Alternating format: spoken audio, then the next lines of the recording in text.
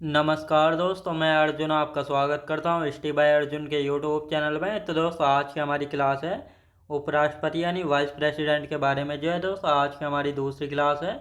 तो दोस्तों, वीडियो को अंत तक जरूर देखना ताकि सभी क्वेश्चन जो है आपको आसानी से याद हो जाए। साथ ही दोस्तों, अगर आप हमारे चैनल पर पहली बार आएँ तो हमारे चैनल को भी सब्सक्राइब कर लीजिएगा, साथ ही बेल आइकन को प्रेस कर लीजिएगा ताकि हमारे आने वाली वीडियो का नोटिफिकेशन आप तक पहुंचता रहे। चलिए दोस्तों, वीडियो को स्टार्ट करते हैं।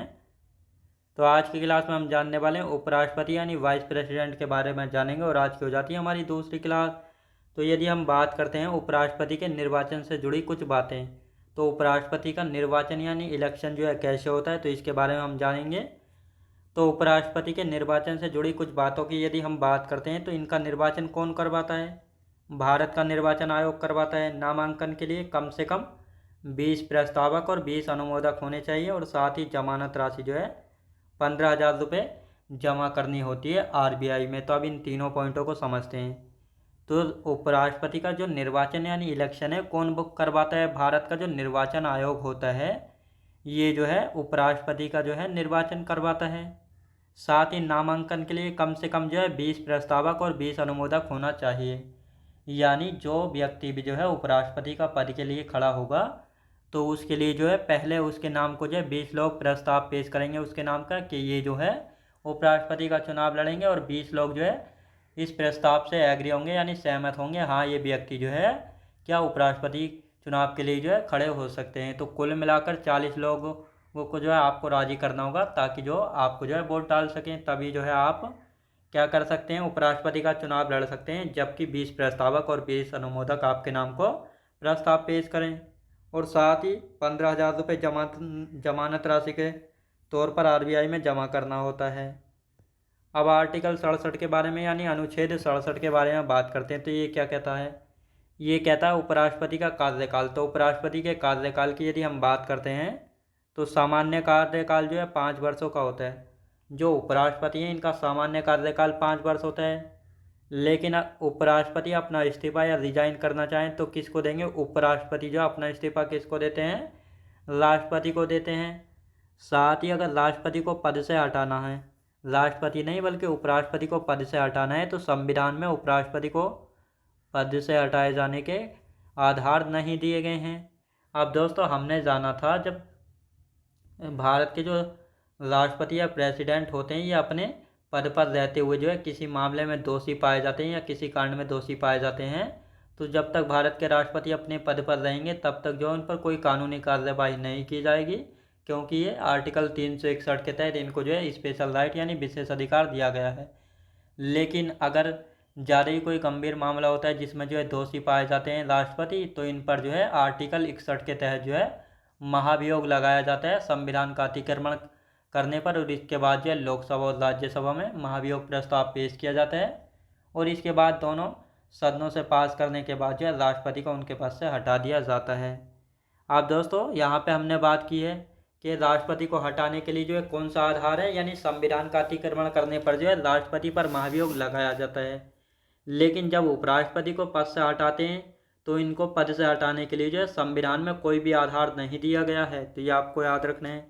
जब कोई भी आधार नहीं दिया गया तो कौन सी प्रक्रिया के द्वारा हटाया जाता है, तो इसको हम देखेंगे। अब जैसे ये संसद है, संसद के 2 सदन लोकसभा और राज्यसभा। लोकसभा में 543 सदस्य और राज्यसभा में 245 सदस्य हैं। अब जब बात आती है उपराष्ट्रपति को हटाने के लिए, तो उपराष्ट्रपति की जो प्रक्रिया है ये शुरू कहाँ से होती है? उपराष्ट्रपति को हटाने का जो प्रस्ताव पेश किया जाता है तो सबसे पहले जो है राज्यसभा से पेश किया जाता है।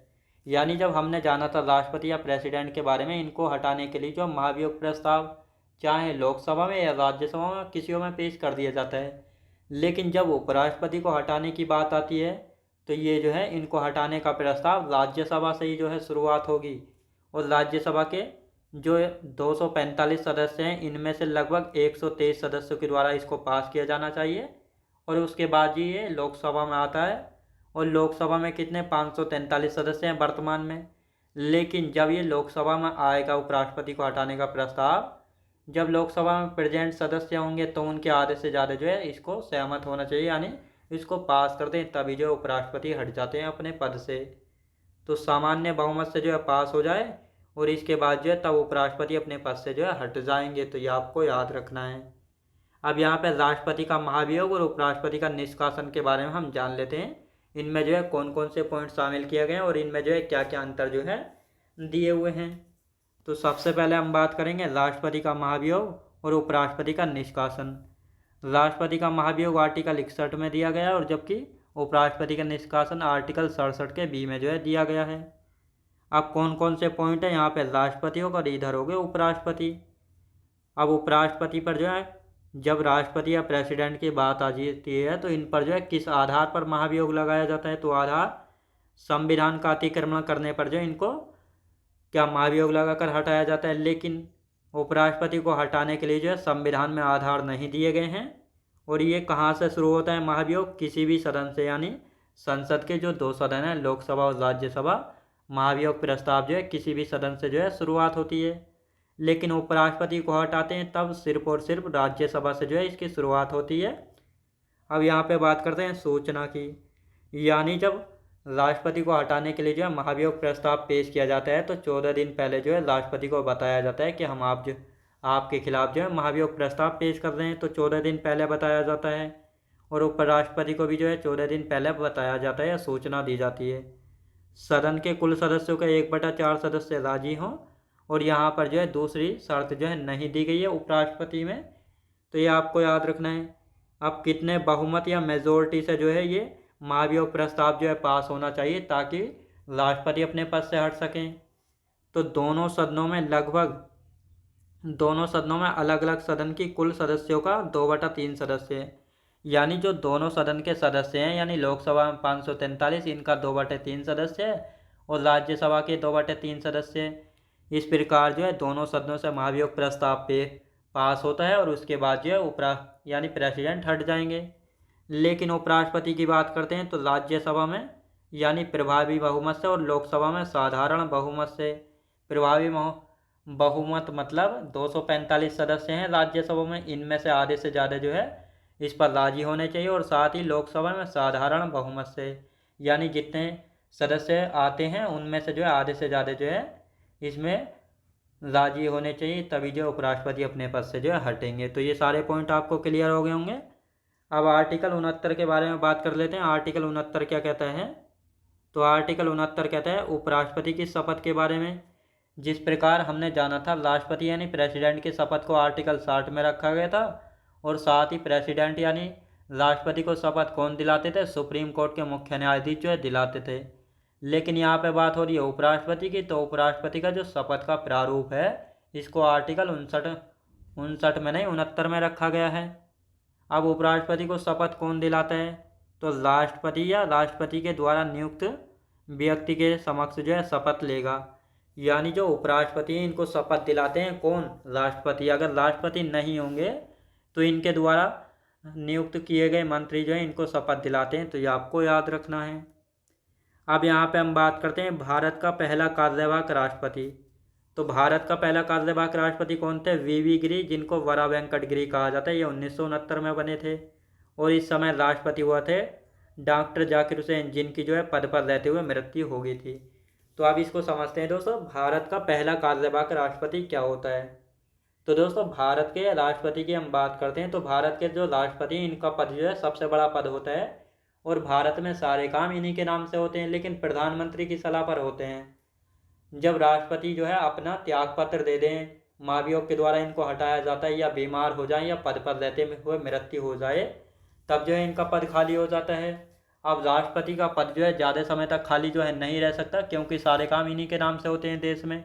तो इसीलिए जो है जो भी उस समय उपराष्ट्रपति होते हैं वह जो है कार्यवाहक यानी एक्टिंग प्रेसिडेंट के रूप में जो है कार्य करते हैं जब तक कोई नया प्रेसिडेंट नहीं आ जाता है। और साथ ही जब राष्ट्रपति का पद खाली हो जाता है तो 6 महीने के अंदर जो है चुनाव हो जाते हैं। जब 1969 में डॉक्टर जाकिर हुसैन जो है राष्ट्रपति हुआ करते थे और इनकी पद पर रहते हुए मृत्यु हो गई थी, तो इस समय उपराष्ट्रपति हुआ करते थे कौन, वीवी गिरी हुआ करते थे। अब दोस्तों ये जो है कार्यवाहक राष्ट्रपति बने कुछ दिनों के लिए, लेकिन इन्होंने सोचा अगर मैं कार्यवाहक राष्ट्रपति रहा तो मैं जो है 6 महीने तक ही रहूँगा, क्योंकि जब राष्ट्रपति का चुनाव या राष्ट्रपति का पद खाली होता है तो राष्ट्रपति का चुनाव जो है 6 महीने के अंदर करा लिया जाता है ताकि नए राष्ट्रपति के लिए। तो इन्होंने सोचा अगर मैं कार्यवाहक राष्ट्रपति बनता हूँ तो मैं जो है केवल 6 महीने के लिए राष्ट्रपति रहूँगा, लेकिन बीवी गिरी को जो है 5 साल के लिए राष्ट्रपति बनना था। तो इन्होंने जो है उपराष्ट्रपति पद से जो इस्तीफा दे दिया ताकि राष्ट्रपति का चुनाव लड़ सकें। अब यहाँ पर जो है राष्ट्रपति का पद भी खाली हो गया, उपराष्ट्रपति का भी पद खाली हो गया। तब इन परिस्थितियों में कौन कार्य करता है? तो जो सुप्रीम कोर्ट के CJI होते हैं यानी सुप्रीम कोर्ट के मुख्य न्यायाधीश होते हैं, तो वह जो है कार्यवाहक राष्ट्रपति के रूप में करते हैं। जब यहाँ पे दोस्तों डॉक्टर जाकिर हुसैन की मृत्यु हो गई जो कि राष्ट्रपति थे, इसके बाद बीवी गिरी ने जो कि उपराष्ट्रपति थे इस्तीफा दे दिया। तो इस समय जो है 11वें CJI हुआ करते थे मोहम्मद हिदायतुल्लाह। तो इन्होंने जो है कुछ समय के लिए कार्यवाहक राष्ट्रपति के रूप में जो है कार्य किया था। तो ये कार्यवाहक राष्ट्रपति आपको समझ आया होगा। अब यहाँ पे बात करते हैं राष्ट्रपति के कर्तव्यों का निर्वहन करने वाला पहला उपराष्ट्रपति। जो राष्ट्रपति हैं इनके कर्तव्यों का निर्वहन करने वाला पहला उपराष्ट्रपति कौन थे? मतलब यहाँ पे कहा गया है यानी कोई भी राष्ट्रपति हैं वह जो है अपने पद पर हैं, बीमार होने की वजह से नहीं आ पाए या किसी यात्रा पर गए हैं तब जो है अपने पद पर नहीं है, लेकिन पद पर हैं लेकिन उनका पद जो है खाली नहीं है, तब जो है उपराष्ट्रपति राष्ट्रपति के कार्यों का निर्वहन करते हैं, ना कि कार्यवाहक राष्ट्रपति कहलाते हैं। तो कौन थे पहले उपराष्ट्रपति? डॉक्टर सर्वपल्ली राधाकृष्णन थे जो कि 1960 में जो है राष्ट्रपति डॉक्टर राजेंद्र प्रसाद हुआ करते थे जो कि सोवियत संघ की यात्रा पर जो है गए हुए थे और इस समय जो है राष्ट्रपति का पद जो है खाली हो गया था। तो इनके कार्यों का जो निर्वहन किया था डॉक्टर सर्वपल्ली राधाकृष्णन ने किया था जो कि पहले राष्ट्रपति थे यानी पहले उपराष्ट्रपति बने जिन्होंने राष्ट्रपति के कर्तव्यों का निर्वहन जो है किया था। तो ये आपको याद रखना है। अब यहाँ पे हम बात करते हैं भारत के 15वें उपराष्ट्रपति कौन है? CP राधाकृष्णन जो कि वर्तमान राष्ट्रपति हैं, ये आपको याद रखना है। तो भारत के 15वें उपराष्ट्रपति कौन है? CP राधाकृष्णन जो कि वर्तमान उपराष्ट्रपति हैं। अब भारत के उपराष्ट्रपति एवं उनका कार्यकाल देखते हैं यानी अब तक जो है कितने उपराष्ट्रपति हुए हैं और उनका कार्यकाल कितना। तो इन सभी के बारे में क्रम संख्या, नाम और कार्यकाल। तो पहले उपराष्ट्रपति डॉक्टर सर्वपल्ली राधाकृष्णन जो कि 1952 से 1962 तक रहे थे। दूसरे डॉक्टर जाकिर हुसैन 1962 से 1967 तक रहे थे। तीसरे थे श्री बीवी गिरी यानी वरा वेंकट गिरी जो कि 1969 से 1969 तक जो है रहे थे यानी 1967 से 1969 तक। गोपाल स्वरूप पाठक की बात करते हैं तो 1969 से लेकर 1974 तक जो है उपराष्ट्रपति रहे। इनके बाद आते हैं BD जत्ती 1974 से 1979 तक। इनके बाद मोहम्मद हिदायतुल्लाह आते हैं जो कि 1979 से 1984 तक। फिर R वेंकटरमण 1984 से 1987 तक। शंकर दयाल शर्मा 1987 से 1992 तक।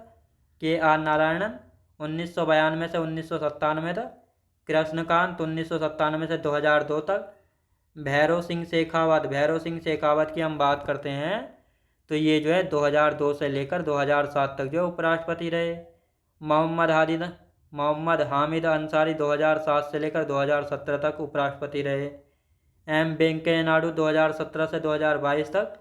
जगदीप धनखड़ 2022 से 2025 तक। और CP राधाकृष्णन जो कि 15वें उपराष्ट्रपति हैं, ये जो है 2025 से अब तक यानी वर्तमान में बने हुए हैं। तो ये आपको याद रखना है। ये थे उपराष्ट्रपति के हमारे अब तक के जो हमारे उपराष्ट्रपति और उनका कार्यकाल, जो कि आप सभी को अच्छे से समझ आया होगा। और ये हो जाता है हमारा टॉपिक कंप्लीट। अब कल की क्लास में हम राज्यपाल यानी गवर्नर के बारे में जानेंगे। तो आज की क्लास हमारी यहीं तक रहेगी। तो मैं उम्मीद करता हूँ आपको वीडियो क्वालिटी, कंटेंट वगैरह सभी कुछ आपको पसंद आया होगा। पसंद आया तो लाइक शेयर और सब्सक्राइब करना बिल्कुल भी ना भूलें। साथ ही दोस्त, अगर आप हमारे चैनल पर पहली बार आएँ तो हमारे चैनल को भी सब्सक्राइब कर लीजिएगा, साथ ही बेल आइकन को प्रेस कर लीजिएगा ताकि हमारे आने वाले वीडियो का नोटिफिकेशन आप तक पहुँचता रहे।